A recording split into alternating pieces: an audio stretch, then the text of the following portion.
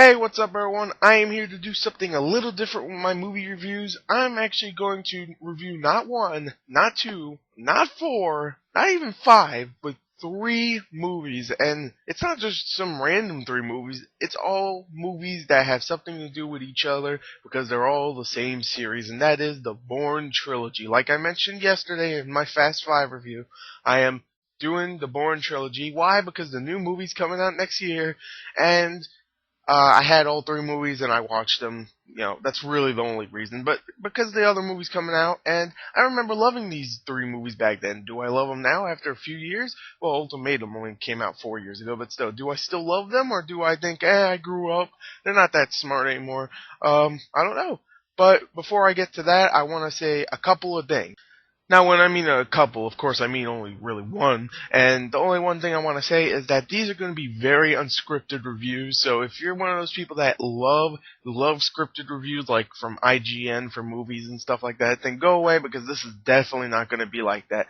This is going to be very unscripted. I'm going to fumble on my words. But if you just want to know if I think the movies are good, then just keep listening, because I'm definitely going to tell you.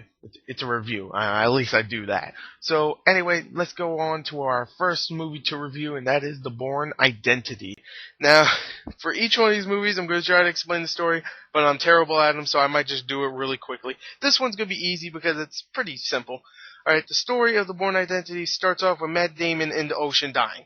Alright, he dies, the end. That's the story of Bourne Identity. Anyway, Bourne Supremacy. No, I'm just kidding. That's not how it starts. That would be a sucky-ass movie. He just dies. Yay. It'll be like Titanic. Oh, yeah, spoiler. Sorry.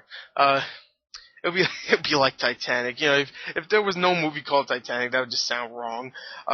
It does kind of sound wrong either way. But, anyway, Matt Damon's dying in the ocean. A bunch of fishermen come up, pick him up. They go, oh, he's dead. He goes, oh, I'm not dead. And they're like, oh, shit, he's not dead. Let's go fix him up because we're nice fishermen. They fix them up.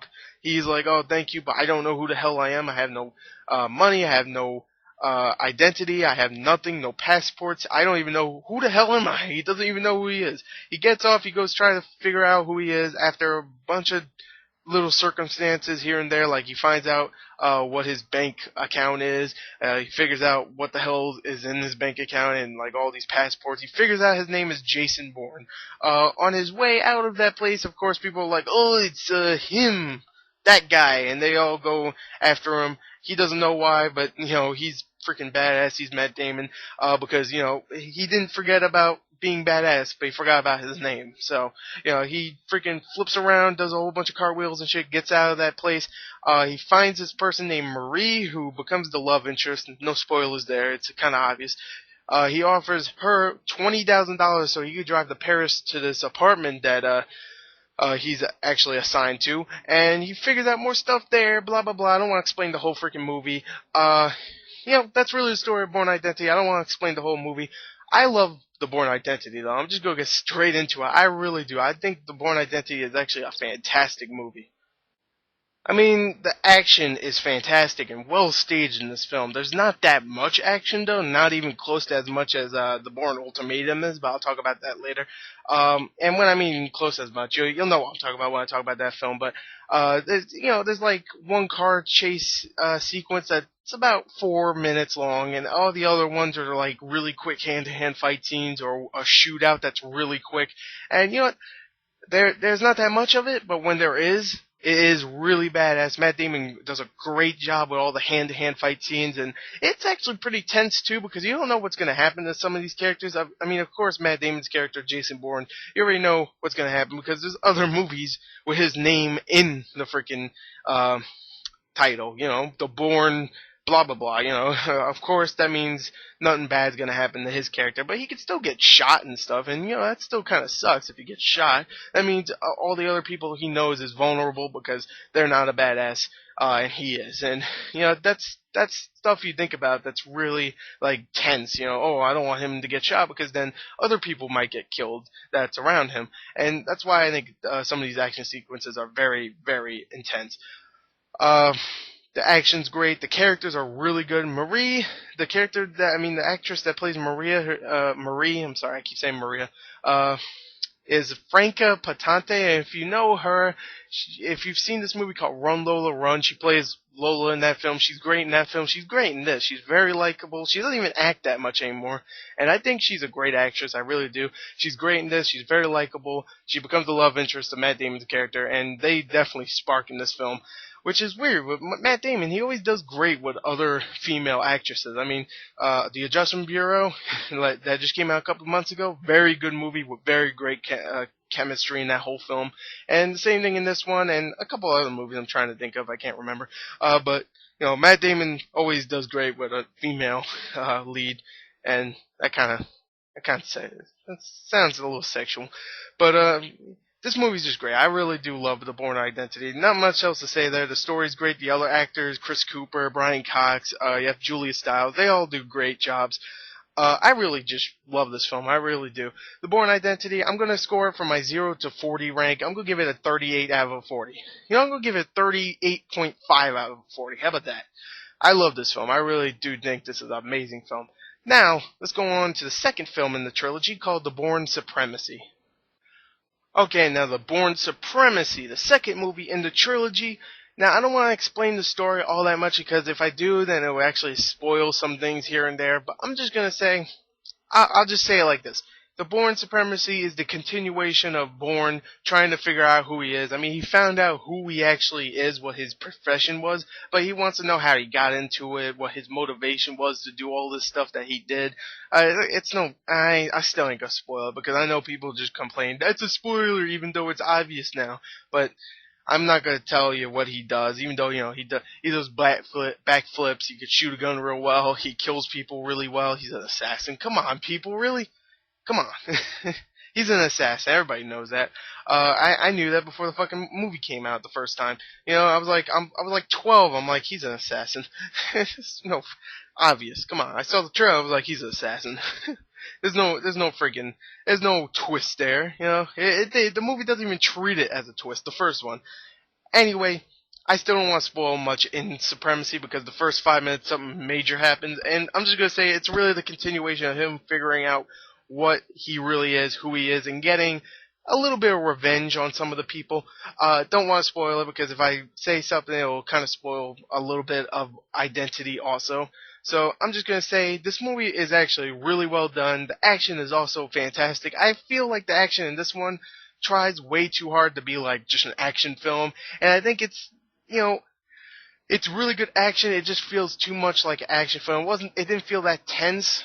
And, I mean, the action was good. It just didn't feel tense. That's all I really need to say. I do like the action, though. The acting is also great. You have a new character in here, played by, I can't remember her name. I'll get back to her. But you also have returning people, Brian Cox, who does a great job in this, He's Brian Cox. He does a great job. Julia Stiles, who has a bigger role in this than she did in the first one. The first one, she was there just walking around, like, saying absolutely nothing. And this one, she actually says, like, 2 words. So, hey, that's good. She gets, I ain't gonna spoil that. But she does something in the movie that's actually, recognizable and doesn't make you go, ugh. Franca Patante comes back into the role as Marie, and she's great. Yeah, that's all I'll say about her character. Karl Urban, I said Karl Urban, goddamn. Karl Urban, who everybody knows now as Bones from Star Trek, comes in here and he plays the main villain. He doesn't play the villain. He plays more of the assassin that's going after Bourne, and he's a douchebag. He's not actually that bad in this. He doesn't talk English at all, so maybe that's why he wasn't that bad. And, he wasn't that bad. Joan Allen is the person I was talking about. She plays Pamela Landy in the movie, and she becomes, like, more of mutual friends with Jason Bourne. She knows that Bourne isn't actually the one who does all this stuff, all these assassination gigs. He's being framed. And, yeah. I thought this movie was really good. I just didn't think it was as good as Identity. The characters... Jason Bourne gets a little bit less likable than he was in the first one. I don't want to spoil why, but he does get a little bit less likable. He's still good in the role. I think he does a great job, but he's still badass with the action. I just think Supremacy so far is the weakest of all of them. I do like Supremacy a lot, though. I really do. And saying it saying it's the weakest definitely gives it less credit than it deserves. I'm going to give The Bourne Supremacy a 34.5 out of a 40. I still really like this film, though. It's a really great film. So, with that said, I know that wasn't a great review for Bourne Supremacy, but with that said, let's go on to The Bourne Ultimatum. Alright, now the Bourne Ultimatum is a continuation of Supremacy. It actually takes off right where, it starts off right where the Bourne Supremacy left off. And I still don't want to spoil that much, so I'm just going to explain it like this. It continues Jason Bourne trying to figure out who he is, but in this one he actually visits a lot of places where he did his first assassination gigs, and where he actually went and tried to apply to be an assassin and stuff. And they explain some more of that stuff. More characters come in that he knows from his past that he doesn't actually know, and they can actually give him some information. And that's really the story. I don't want to explain a lot of it. Some other things happen in the movie that I don't want to spoil, but yeah, Jason Bourne, Matt Damon is also fantastic in this. The thing is, again, he's not the same character as he was in Identity, so I guess you could just say right now, he is this character now. In the Bourne Identity, there was a reason why he was like that in that one, and in Supremacy and Ultimatum, he's a different character. But still, I liked him more when he was the character that he was in Identity, where he was serious, but he had a lightheartedness to him. In this and Supremacy, he didn't have that lightheartedness. Sometimes it came back, but it would be gone in half a second. And I didn't like that. I want more. What I said before, I just forgot. The action scenes are amazing in this film. I'm just going to say right there, though. The action scenes are very intense, very, very well shot. The first one I didn't explain in Supremacy, some of the camera work was very iffy, and Paul Greengrass directed that one, and he directed this one, so I was that was kind of a little weird how the camera work is amazing in this, and the other one, it was kind of iffy. In this one, there is some really cool little camera shots. Of course, that iconic one where he jumps out the window and the camera follows him while he jumps out. And it's how the hell did you do that? That was amazing. Of course, some of them are very well shot. Some of the action scenes, a few of the, not a few, a couple of the driving sequences are very, very well shot. I just thought the action was amazing in this film. Very well shot, very intense. The movie is fantastic. The story is really great. The acting, of course, you have a few new people in here. David Strayhorn plays pretty much the Chris Cooper of this movie, where he comes in, wants Matt Damon's character dead. Scott Glenn comes in. He's really small role. He's in maybe 3 or 4 clips of the movie, and he's okay, as Scott Glenn. He doesn't do a bad job. Albert Finney comes in as the character that comes in for Bourne and says, you know what, I'm here, I'm going to explain some of the stuff to you.